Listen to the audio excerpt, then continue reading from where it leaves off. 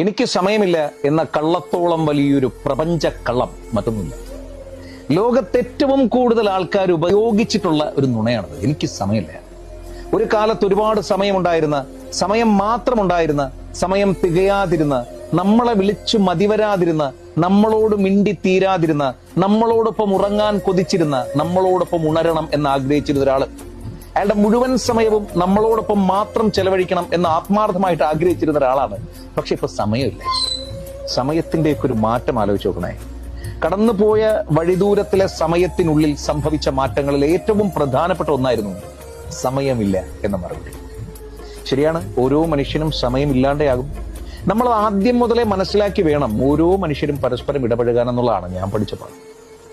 നമുക്ക് നോവും, എനിക്കറിയാം, നമ്മൾ വല്ലാണ്ട് ഉടയും, നമ്മൾ വല്ലാണ്ട് തകരും, നമ്മൾ കരുതുന്നതിനേക്കാൾ അധികം നമ്മൾ വല്ലാത്തൊരവസ്ഥയിലേക്ക് എത്തപ്പെടും. കാരണം ഏറെ പ്രിയപ്പെട്ട ഒരുപാട് സമയം ഒരുമിച്ച്